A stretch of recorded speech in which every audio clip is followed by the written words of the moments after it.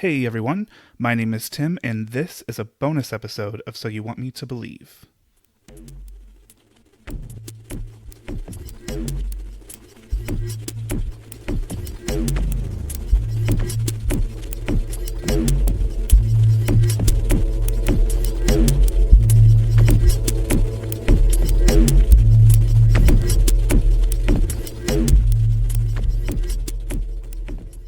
Welcome to my first ever bonus episode. These bonus episodes are what you can expect to see as a subscriber to my Patreon a couple of times per month. I don't currently have anyone on my Patreon page, unfortunately, but as soon as someone does, I will be posting these pretty regularly. These are bonus episodes, so I'm not going to throw any ads into these, and there won't be any historical fun facts to open the show. I may choose to do an historical fun fact as an entire bonus episode, but that's looking somewhat into the future. The purpose of these are to provide extra, straight-to-the-point content to those willing to spend their hard-earned money helping me support this hobby. I'm not going to talk about my Patreon page, I do that in all of my main episodes, but I will still provide all of the usual links in the show notes. Bonus episodes will not be nearly as long as main episodes, although I'm not super sure about this one's length. Normally I try to stick to 30 to 45 minutes for main episodes, but bonus episodes will generally only be about 15 to 20 minutes. This one really could have been a main episode though, so it might run a little bit longer, but it might not. I'm not really sure. But there's a lot to talk about with this case, so I'm really glad this one is being released on my main feed. So this bonus episode is going to cover the 2017 death of a young girl from Chicago by the name of Kenneka Jenkins. You've most likely heard this story because it was a viral phenomenon at the time it occurred. I remember when this happened. I was working 2 full-time jobs at a hospital during the day and at Walmart at night, and every single night when I went into Walmart, the topic of conversation was always Kenneka Jenkins and what could have possibly happened to her. There are a ton of theories about Kenneka's death. Some are pretty ridiculous, but some really make you think. I'm going to talk about all of those things, but before I begin, I just want to express my sympathy to Kenneka's mother, Teresa Martin. Teresa is a very strong woman who lost her daughter while fighting a battle with breast cancer. I hope Teresa can find the truth about her daughter's death and can someday find some peace. I talk about a lot of pretty bad things on the show, and no one deserves to go through any of the stuff these victims have to endure. But I've watched several videos of Teresa pleading for help from the police and from her community, clearly distraught about what has happened to her daughter. It's heartbreaking to watch, and I doubt she will ever hear this, but I'm very sorry for everything you and your family have had to go through. So let's talk a little bit about Kenneka. I got a lot of my information from a documentary series on MTV called True Life Crime, where they interviewed some of Kenneka's friends, and I believe a couple of them were relatives. I highly recommend you check it out, it's really well done. In this documentary, Kenneka's friends describe her as a sweet girl who always made people smile. She was a hard worker, working 2 jobs, and planned to go on to nursing school. She was always smiling, was full of joy and excitement, and was even described as an angel. She was a normal girl who loved food and Netflix, who unfortunately had to grow up in one of the more rough neighborhoods of Chicago. Kenneka lived in the neighborhood of Lawndale, which is one of 5 neighborhoods of Chicago that a majority of crimes committed in the city are reported. But Kenneka, her family and friends, and I'm sure everyone who finds themselves in a community of that sort, adapted to it and still found ways to make life fun and enjoyable. Proof that your identity does not have to be shaped by your surroundings. On the night of September 9th, 2017, Kenneka and a group of her friends went to a hotel party at the Crown Plaza Hotel in Rosemont, Illinois, to celebrate her friend Irene's birthday. Initially, they had planned to go out to a movie to celebrate, but they eventually decided to just go to Rosemont and check out the hotel party. If you're not familiar with where Rosemont is in relation to Chicago, it's a suburb right on the northwest outskirts of the city proper. The Crown Plaza Hotel is actually used as lodging for the O'Hare International Airport in Chicago. Kenneka and her friends arrived at the Crown Plaza Hotel at 1:13 a.m. on September 8th and go to the room where the party is being held. At around 1:30 a.m., people at the party started posting videos of themselves online from inside the hotel room. If you're familiar with this case at all, then you've probably seen at least one of these videos, which would be the now infamous Facebook Live video of Irene. I'll talk about that more in a bit. At about 3 a.m., Kenneka's friends decide it's time to leave, help an extremely inebriated Kenneka out of the room, and head towards the elevators. Once they reach the elevator, Kenneka realizes that she had left her phone and keys in the room. So her friends leave Kenneka in the hallway next to the elevators and go back to the room to look for Kenneka's things. When they return about 10 to 15 minutes later, Kenneka was gone. She was no longer waiting by the elevators. Having no idea where she could have gone, Kenneka's friends start searching through the hotel. According to Kenneka's best friend, Bree, when they started looking for Kenneka, the hotel security asked them to leave. After explaining the situation to security and asking for their help finding their friend, the security guards refused to help search or look through any surveillance footage to find out where she might have gone. So now it's about 4 a.m., and Kenneka's friends, not sure where else to turn, call Kenneka's mother, Teresa, and tell her what's going on. I wasn't able to find much information about the specifics of that phone call, but given the following actions by Kenneka's mom, I'm positive that she was worried about her daughter's well-being and did everything she could think to do to find her daughter. After speaking with Teresa, Kenneka's friends drive back to Kenneka's house. She had borrowed her mom's car to drive out to that party, so the friends dropped the car off with Teresa, still unable to locate Kenneka. I'm not clear on who all went back to the hotel at this point. I'm not sure if it was just Teresa or if Kenneka's friends came along to help look some more, but at least Teresa did for sure go straight to the hotel when she got her car back. When she got to the hotel, she decided to call 911 and ask for some help from the police. There's a lot of criticism of the police from this phone call, and honestly, I happen to agree with the criticism. Now, I get it, people report other people missing all the time who turn up a few hours later. It's the same thought that occurred to the police in my last episode about Ying Zhang, when she was first reported missing. But when Teresa calls the police and tells them, hey, something's not right here. This isn't like my daughter. I know she's not somewhere with her friends because they couldn't find her either. Something's wrong. I need help. The police would tell her just to go home, wait it out for a couple hours, and if she still hasn't seen or heard from her by 10 or 11, to give them a call. I want to give a couple of side notes here before I continue. A huge part of this story involves race relations between the black community of Chicago and the Chicago police. I'm a white guy from Central Illinois, so I'm not going to pretend I know what that's like. I can't speak from any personal experience on the matter, and I don't feel it's appropriate for me to try to explain something I have never and could never experience, so I won't do that. But what I will do is recommend that you look into some videos and articles that talk about this case in relation to race and from the perspectives of people of color. There are a ton of them out there, but one I found to be really informative was by a YouTube channel called For Harriet. I'll post a link to that video in the show notes if you're interested in checking that out. The other thing I want to add is even though I'm from a small town nowhere near Chicago, I have had an interesting experience with the Chicago police myself. Back in 2012, when a friend and I drove to Chicago for a concert, we parked our car behind an apartment building where one of our friends was living at the time. The apartment building was right by the L tracks, right on the border of Chicago and Evanston. While we were at the concert, someone broke out the passenger side window of my friend's car and stole a bunch of stuff out of it. They didn't get much. They stole a GPS and one of those little devices that connects your phone to your car's radio so that you can listen to your own music, and like a handful of change out of the cup holder. So we called the police, who asked us to come down to the station to file a report. We knew nothing was going to come of this, but we needed the police report for insurance purposes, so we just went down there. While we were sitting there telling the cops what happened, they were trying to figure out exactly where this had occurred. Keep in mind that the city of Chicago is huge and we aren't from there, so it was hard to help pinpoint the side street the car was parked on. Anyway, while they were trying to figure it out, one of the officers in the back said, "Oh yeah, I know where that is. There's that wall that separates the city from Evanston. Remember we found that body over there that one time? I didn't want to deal with it, so I thought about just dumping the body on the other side of the wall and making it Evanston's problem." Now, obviously he didn't actually do that, but the fact that you would say that in front of two people filing a police report is just wild to me. I don't want to set some sort of narrative here that I think all police are bad either, because I don't believe that, and it's definitely not the truth. But there is a long history of corruption in police forces located in larger cities, and statements like that made in front of civilians you're meant to protect aren't exactly comforting. So anyway, back to Kenneka. Teresa, having called the police who advised her to wait a couple hours, does just that. But when she still has not heard from Kenneka, she calls the police again. Around 1 p.m., she officially files a missing persons report with the police. And with an official report, the police start to search the hotel. They look just about everywhere they can inside the hotel, but still do not have any luck finding Kenneka. They do ask to get the surveillance footage from the hotel, but that takes some time to get a hold of, so at that moment it didn't do them much good. When the police finally decide to give up, still not having found Kenneka, the family and friends continue searching on their own. They are knocking on doors in the hotel, asking guests if they had seen her, anything they could think to do. I don't think this is inappropriate behavior for a group of people who can't find their loved one, but the hotel staff did not like that this was going on. I don't know if someone complained to them about it or what, but the hotel staff called the police back up there to have them put a stop to it. So, of course they do, and the family and friends leave the hotel still empty-handed.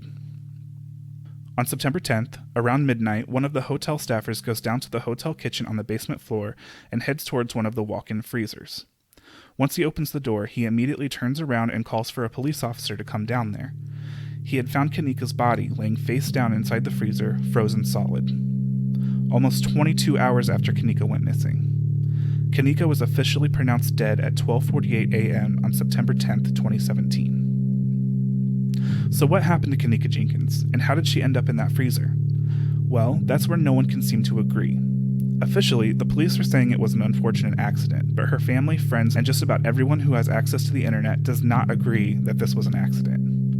The police were able to get the footage of Kenneka walking around the hotel after her friends went back to get her things.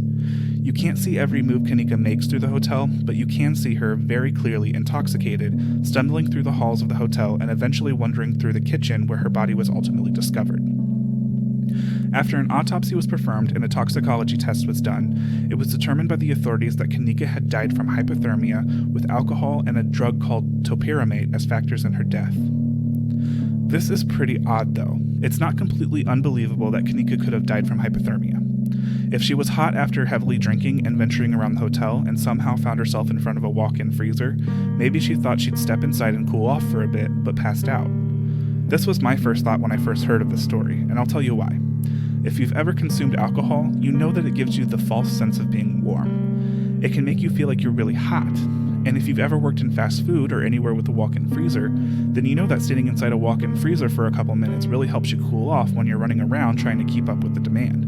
The combination of those two things could be a deadly combo. But even if that is what happened to Kenneka, which is what the police ultimately determined, how did she get topiramate into her system? Topiramate is a drug used to treat migraines and seizures, but Kenneka didn't suffer from either of those things, and she did not have any medications prescribed to her by a doctor. And topiramate is not a party drug. It doesn't get you high when you take it. So it wouldn't make sense to say that she took it at the party. And not only that, but Kenneka's friends and family all say that Kenneka was not the type of person to do any type of pill recreationally. It does sound like there may have been some pills in circulation at the party, but all of her friends that were there with her say that she did not take any. So how did the topiramate get into her system? According to drugs.com, mixing topiramate with alcohol can cause excessive sleep, confusion, and difficulty with memory or speech. It's evident that Kenneka was experiencing some, if not all of these side effects both during the party and after she started wandering around the hotel. Not only that, but Kenneka is the only person from the party to become this noticeably intoxicated. There is footage of her friends walking around the hotel looking for Kenneka, and they seem to be just fine. They're walking fine, no stumbling, seem to know exactly where they're going. If Kenneka had taken this as some sort of party drug, why was no one else reacting this way? And if she was drugged, why? And by who? Someone knows something about this, but sadly they will likely never come forward, and we may never know how this happened. But that's just the tip of the iceberg on all of the questions surrounding Kenneka's death. And for most people, the topiramate in her system is the least of their worries. In fact, most people don't believe that anything Kenneka had consumed resulted in her death, and don't believe that she died while inside the freezer. There are so many theories out there, it's hard to keep track of them all. There are theories involving religious sacrifice. There are theories that this was all some sort of government conspiracy. I even found one theory that said Kenneka didn't even exist, and this was all some sort of distraction. Okay, well that's great, but those theories are so ridiculous I can't even entertain them. We know Kenneka existed, and I'm sorry, but no cult or government body was involved here. It just doesn't make sense. There are some other theories out there that do make you think, though. One of the biggest theories out there is that her friends had something to do with her death, and specifically her friend Irene, the birthday girl. This is completely based around that Facebook Live video I mentioned earlier. Again, you can easily find this video online if you want to check it out for yourself. But in the video, we really just see Irene sitting on one of the hotel room beds, holding her phone with the camera in selfie mode towards her. She's occasionally looking down at the screen, but mostly she's just kind of enjoying herself and interacting with the other people in the room. Irene has this bright red hair and is wearing these big mirrored sunglasses. She takes a couple hits from what looks like a blunt being passed around, and every once in a while, Bree and some other friends get in frame with the camera, or the phone is just completely passed off to them. Throughout the video, there is music being intermittently blasted in the background, and while we never actually see Kenneka in the video, there is one point where you can hear her say, "Girl, I'm not drunk," from somewhere in the background. Irene, and really all of Kenneka's friends who were at the party that night, really don't like to do interviews. Bree was interviewed in the MTV show about this case, but Irene has only been interviewed one time since the incident by a Chicago man who called himself Zach TV. Zach was pretty well known in the Chicago area for interviewing all kinds of people, even if they might be dangerous. In Zach's interview with Irene, she says that you knew Kenneka was drunk as soon as she said, "I'm not drunk," and that she only made claims that she wasn't drunk when she was starting to get a little sloppy. So it seems like the Facebook Live video is pretty innocent in and of itself, right? Nothing really happens. The most you can get out of it is that there was probably some underage drinking going on, and it looked like maybe they were smoking some weed a couple years before it was legal in Illinois. Well, internet sleuths took that video and analyzed every little detail of it, coming up with several theories based solely on what they quote-unquote discovered in the video. Irene's mirrored glasses were a huge part of these theories. If you watch the video, you can see the reflections of people and things in the room in her glasses. There is a split second where you can see a guy in a red shirt sitting across from Irene, and people online have matched him up to one of the guys in the surveillance video of the group entering the hotel. I'm not exactly sure why that information is important, but that's like a huge thing online. Apparently this guy had something to do with it, I don't honestly know. But some people believe that you can see Kenneka actively being raped in the bed across from where Irene is sitting. Now, I've seen this video several times, and I've never really been able to see what other people are seeing. But some people firmly believe that Kenneka was being raped by a group of men in the room, and that her friends were just kind of sitting there watching it. When the music is repeatedly being turned up and back down, people think they are trying to drown out the sound of Kenneka's cries for help. There are also several theory videos out there where people say they can hear Kenneka say, "Help me," in the background of the video at one point too. I don't really hear that when I watch it, but honestly it's kind of hard to make everything out with so much going on in the background. But why would her friends sit there and watch something so horrible happen, you might ask? Well, there's another point in the video where Irene and someone off camera start talking about $200. It's not super clear what they are talking about, which has led people to believe that Irene and the other friends were setting Kenneka up to be killed in exchange for $200. To be quite honest, I think that's an absolutely ridiculous idea. I don't want to completely rule out the possibility that some of her friends might have had something to do with this, but the idea that they would have done it for a measly $200, I just have a really hard time believing that, and for a number of reasons. First of all, in the Zach TV interview with Irene, he asks her about the $200 thing. And she says, "No, we were talking about a missing parking ticket." I don't know how anyone could believe that she was talking about anything other than a missing parking ticket after hearing that from her and after watching the video. There is a sign outside of the hotel that clearly says that they charge $200 for a missing parking ticket. And before there's any mention of the money whatsoever, Irene is talking to someone off camera about parking or the parking lot. To me, it just seems obvious that the story Irene has about the parking ticket is the truth. But another reason I think it's absurd that Kenneka's friend set her up for $200 is that it's only $200. There was at least 5 of them, and if they were all in on it, which they would have had to have been if they were all in the room watching Kenneka get raped, then they would each have only gotten like $20 out of the deal. And while I guess people have done some terrible things for very little reason, it's just hard for me to believe that they would do that. I don't believe the rape angle here either, though. If there was some big plan for these girls to bring Kenneka to the hotel and have her raped for $200, why would Irene decide to take that moment to start a Facebook Live video? Doesn't it just seem to be plain stupid to start a live recording of yourself, broadcast it out to everyone you know, while in the process of committing a crime? And not just a crime, but a crime that is likely to be very violent and loud? I just don't see it. Not to mention the police reported that there was no signs of assault on Kenneka's body, sexual or otherwise. So she absolutely was not raped. That is, if you believe that you can trust what the police have reported, which many people say that they cannot. Some believe that not all of Kenneka's friends were involved, but that just one was involved. Now, I won't accept any theory that says this happened over $200, just because I firmly believe that that had everything to do with that parking ticket. But what I could believe is that one of her friends drugged Kenneka either at the party or before the party with the topiramate by putting it in a drink or in some food. Kenneka wouldn't feel any different from the topiramate because, like I said, it's not a drug that people abuse as a party drug. But whoever did decide to drug her might have known the side effects of the drug when mixed with alcohol.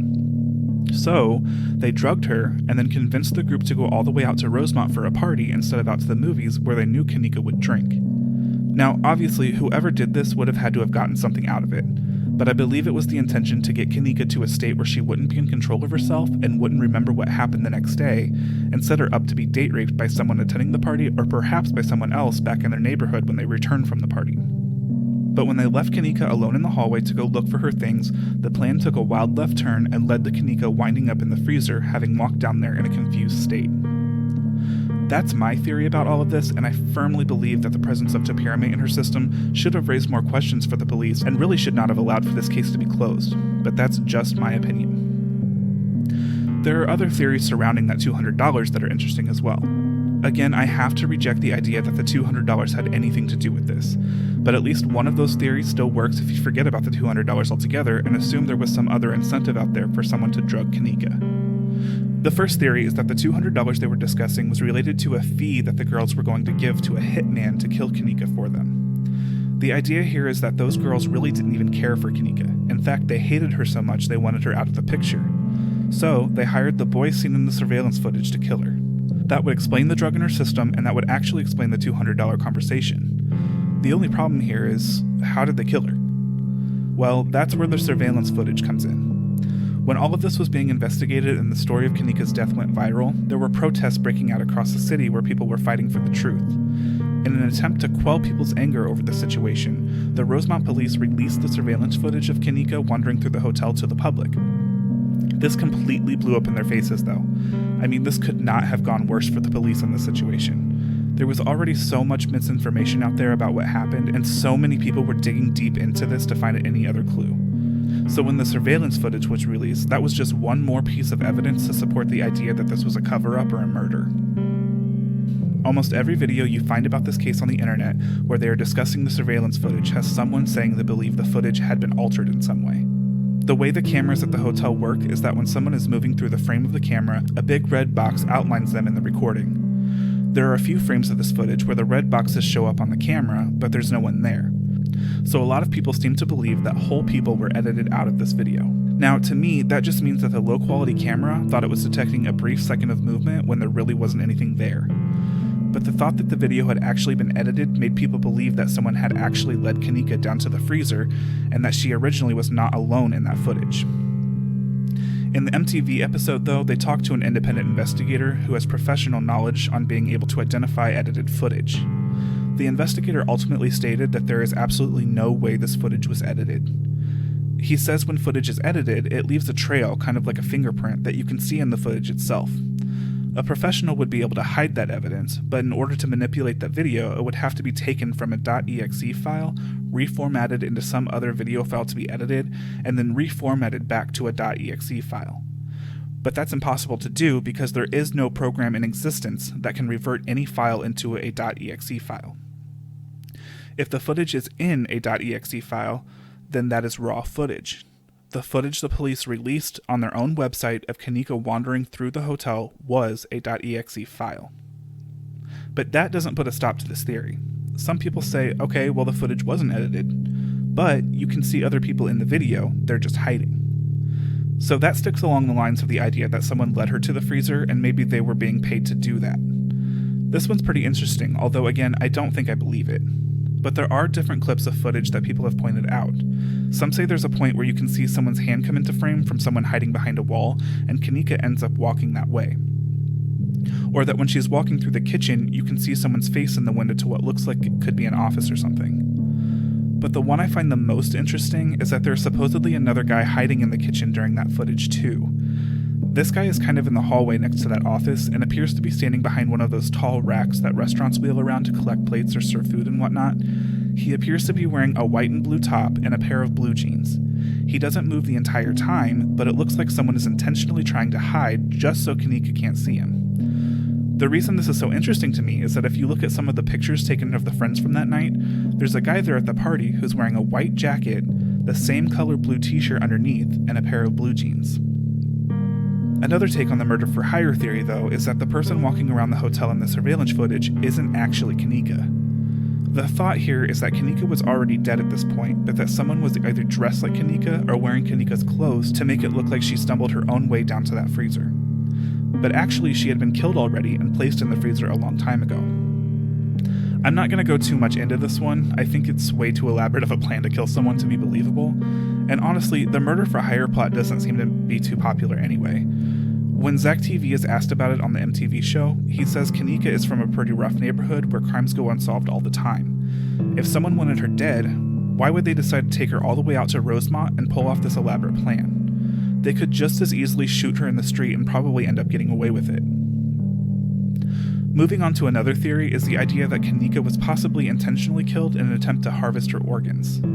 This sounds like a big stretch, but stay with me for a second. Back in 2015, there was this huge news story about a man by the name of Art Rathburn who operated a black market organ smuggling ring out of a warehouse in Detroit, Michigan. Sometime later, another business called the Biological Resources Center was raided in part of the sting against Art Rathburn. All kinds of body parts were discovered there at this time from people who thought they were donating their loved ones' bodies to science. The Biological Resource Center is located in Rosemont, Illinois. And being raided by the FBI didn't shut down any illegal operations out of the center. In 2019, a man by the name of Donald Green, who at the time was a licensed funeral director in the state of Illinois, was arrested for illegally selling body parts out of the Biological Resource Center that he was running with his son. So, with all of that background knowledge about the organ harvesting ring in the same town as the hotel in which Kenneka was found dead, is it beyond reasonable to theorize that maybe Kenneka was killed in a connection to that? Whether that means it was done with some sort of agreement with the hotel staff, or if her friends had set it up for some sort of compensation, a large number of people believe this to be the case. The next thing I want to talk about is less of a theory, but more of an interesting connection to another one of the cases I've discussed. If you've listened to my other episodes, you know that in episode 2 I discussed the mysterious death of Elisa Lam, found in the water tank on the roof of the Cecil Hotel in Los Angeles, California. It's interesting that there are some facts of both cases that correlate with one another. Some suggest this could mean that there is some paranormal element to both cases, or that maybe there's a serial killer out there who has a clear MO of killing girls alone in hotels. The similarities are pretty interesting. Both girls were last seen on hotel surveillance footage acting strange and by themselves. Both girls died under questionable circumstances. Both girls had toxicology reports that suggested misuse of prescription medication. Both girls were found in parts of the hotel to which they should not have had access. And while they were found in different locations within the buildings, one was found at the highest point of the building, on the roof, while the other was found at the lowest point of the building, in a freezer in the basement. So there's really nothing here that can generate a good theory, but it's interesting that those similarities exist between the two cases. Is it all just a big coincidence, or is there something bigger going on there? There are just about a billion other theories we could talk about here, and maybe I'll do another bonus episode to talk about some of those theories if there's enough interest there. But that's where I'm going to stop for this episode. So, what do you think happened to Kenneka Jenkins? Was she killed, or was it just a tragic accident? I personally believe that there are aspects to this case that need to be further investigated, but do you think it's appropriate that the case has been closed? And do you think there's anything there with those connections between Kenneka and Elisa Lam? Let me know what you think by sending me an email. My email address is sywmtbpod@gmail.com. If you like the show, don't forget to check out my Patreon page. The link is down in the show notes. And don't forget to follow me on social media. You can like me on Facebook. My page is titled So You Want Me to Believe Podcast. And you can follow me on Instagram and Twitter. My handle is @sywmtbpod on both platforms. If you did like the show, please don't forget to rate, review, and subscribe. Good ratings and reviews help others find the show and just make me feel good about myself. And if you didn't like the show, thanks for listening anyway, and it's over now. You never have to hear my voice again. How great for you. As always, thank you so much for listening, and I will see you all in a few days with my main episode.